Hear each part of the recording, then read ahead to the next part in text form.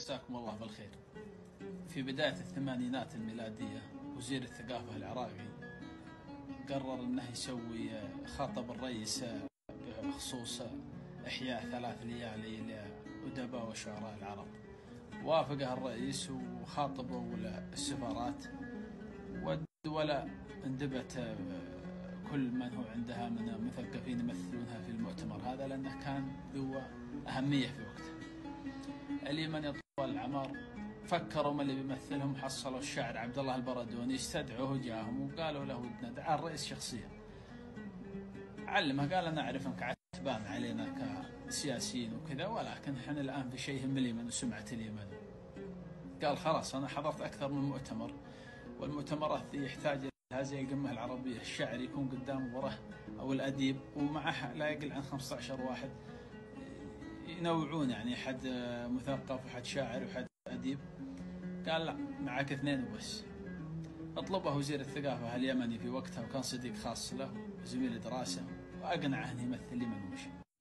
أهبطت الطيارة يوم وصلوا في مطار بغداد، فتفاجأوا ما جاهم، ما استقبلهم ولا صحافة. كانت الصحافة مع عند الطيارة التونسية والطيارة الإماراتية، كانت هابطة معهم في نفس الموقف. في ولد صغير هو الوحيد اللي كان يستقبلهم، قال يا عم عبد الله ودي اسوي معك اللقاء. قال خلاص في الفندق اللي المؤتمر فيه، بكره يبدا السبت والاحد والاثنين، تعال بعد الحلقه الاولى وان شاء الله اعطيك اللي ودك. قال خلاص. وصلوا للفندق واستراحوا.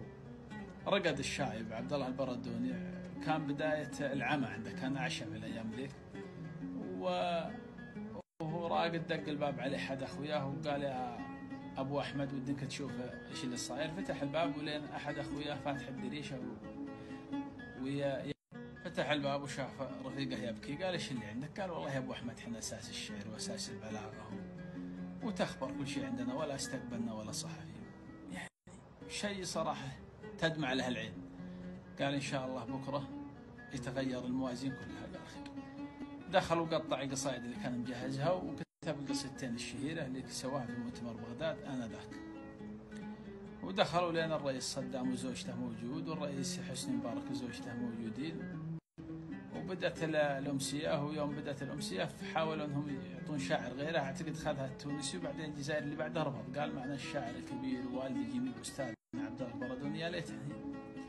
يوم بدأ وأذله الرئيس يتكلم، قال يا فخامة الرئيس عندي طلبين بسيطة. أولا الطلب الأول أني بعد الأمسية دي أمشي إلى صنعاء لصحتي، أحس إني تعبان. قال ما في مشكلة. الأمر الثاني قالوا شو؟ قال إن الصحافة إذا طلعت منا طال عمرك ما يسمحوا لهم العسكريون. قالوا هذا لك. كان من ضمن أجيال صدام وكان يعرفه زين. دخلوا بدأ في قصيدة اللي يقول يمانيون في المنفى ومنفيون في اليمن، جنوبيون في صنعاء وشماليون في عدن. وعطى قصيدته الأخرى اللي بسمعكم إياها في آخر المقطع. ونزل للسويت حقه وزاره فخامة الرئيس في السويت، وعطاهم من 10,000 دينار وأكرمهم، وحظيوا بشيء كبير من الاهتمام. وصلوا المطار وبيركبون الطيارة، ما خلوا الصحافة يجون، علما بأن الصحافة كلها تكركبت على سويت عبد الله البردوني وعند بوابة المطار.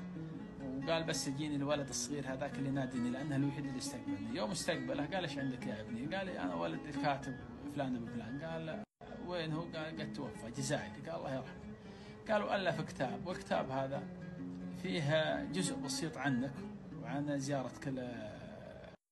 قال أنا ولد الكاتب فلان ابن فلان الجزائري. قال الله إن شاء الله يعطيك العافية. وين هو؟ قال توفى. قال الله يرحمه.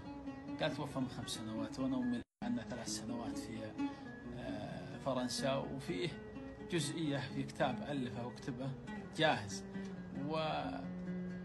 وبحثنا عنك ولقينا كل جزئية ذي عنك يا أستاذ عبد الله،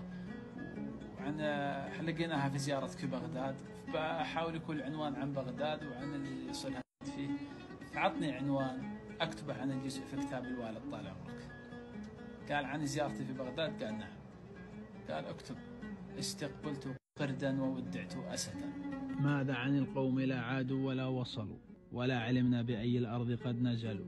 هل أحرزوا النصر أين الريح تخبرنا، ما عادت الريح بالأخبار ترتحل. زادوا على تعبي خوفا ومسكنة، جادوا علي ألا يا ليتهم بخلوا. يا سام واسألوا نفسي محض أسئلة، أرجو الجواب ولكن تبخل الجمل. يموت فيها كلام الشعر في لغتي، وفي شفاه العذارى تنحر القبل. ماذا أقول لصنعاء حين تسألني عنهم؟ ألم تدري صنعاء أنهم ثملوا. تبكي وتندب قوما كلما خرجوا من معبر مظلم في مثله دخلوا. كأنهم وسط نار الحرب موقدها في الأرض، وما خلقوا إلا ليقتتلوا. تدور حول مفاهيم مزيفة كما تدور على العصارة الإبل. وحين تسمع ما قاله يخجلها سماعه، والذي قاله مخجل. يا سام قم لترى صنعاء أغنية بغى على لحنها التقليد والملل. الداء من جهة والفقر من جهة، والشر منفتح والخير منقفل. عودي كما كنت أما كي أعود أبا، منك البخور ومني البن والعسل.